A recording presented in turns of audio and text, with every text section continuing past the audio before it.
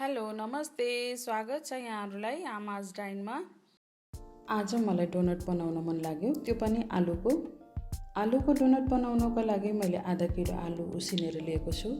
सबैभन्दा पहिला आलुलाई राम्रोसँग म्यास गरौँ।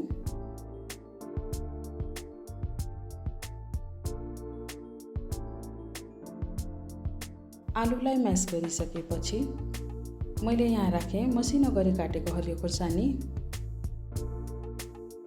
मसिनो गरी काटेको प्याज,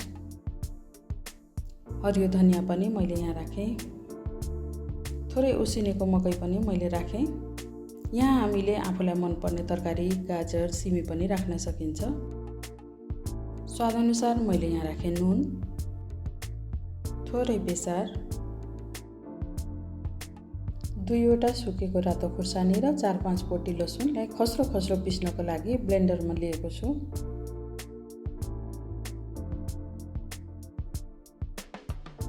यस्तो खस्रो खस्रो पिसेको छु। यो पनि 1 चम्चा मैले यहाँ राखेँ। अब यसलाई राम्रोसँग मिक्स गरेर मिक्सर तयार गरौँ।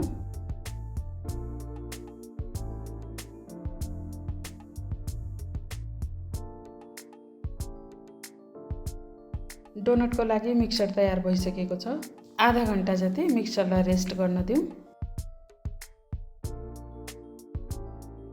अब डोनट बनाउन सुरु गरौँ। डोनट बनाउनको लागि मैदाको घोल बनाऊ। यहाँ मैले 3 चम्चा मैदा लिएको छु। थोरै पानी राखेर यसलाई ठिक्कको घोल बनाउनु पर्छ। मिक्सरलाई हातमा लिएर थिच्दै गोलो गोलो डल्लो बनाउनु पर्छ। डोनट टाइट हुनुपर्छ, त्यसैले डल्लो बनाउँदा अलि साह्रो हुँदासम्म गोलो बनाउनु पर्छ। र बिचमा एउटा सानो पाल पनि बनाइदिउँ। यसलाई मैदाको घोलमा डुबाउनु पर्छ। मैदाको घोलमा डुबाइसकेपछि हल्का हातले यसलाई ब्रेड क्रम्बमा राखेर ब्रेड क्रम्बले राम्रोसँग छोपिने गरी उल्टाउँदै फर्काउँदै जताततै ब्रेड क्रम्बले छोपिनु पर्छ।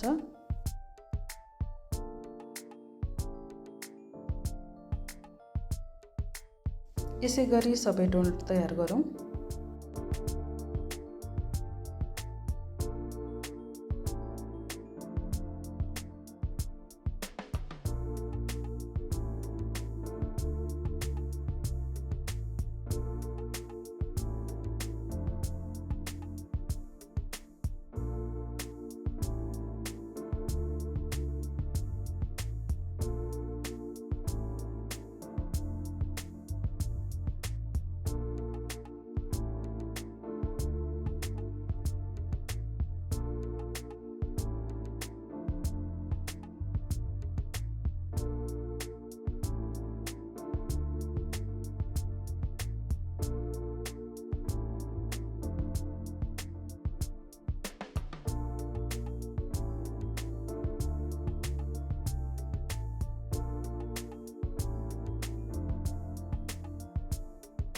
यसै गरी डोनट बनाइसकेपछि 1-1.5 घण्टा हामी यसलाई फ्रिजरमा राख्छौँ।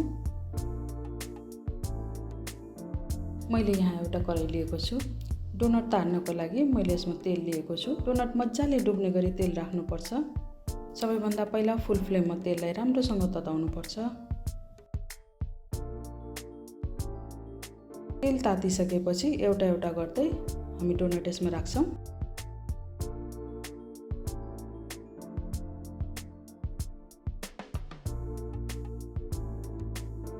डोनट रातो रातो हुँदासम्म नचलाई पाक्न दिनुपर्छ।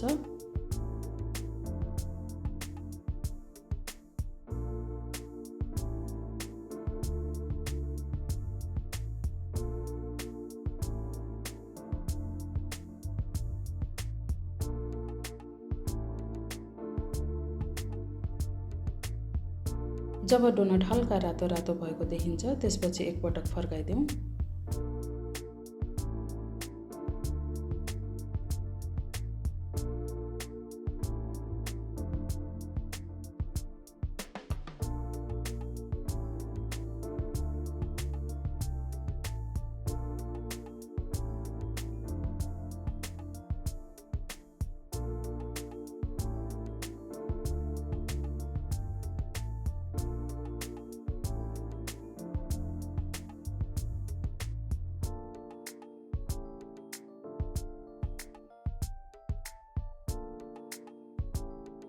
दुवैतर्फबाट राम्रोसँग पाकिसकेपछि मात्रै यसलाई झिक्नुपर्छ।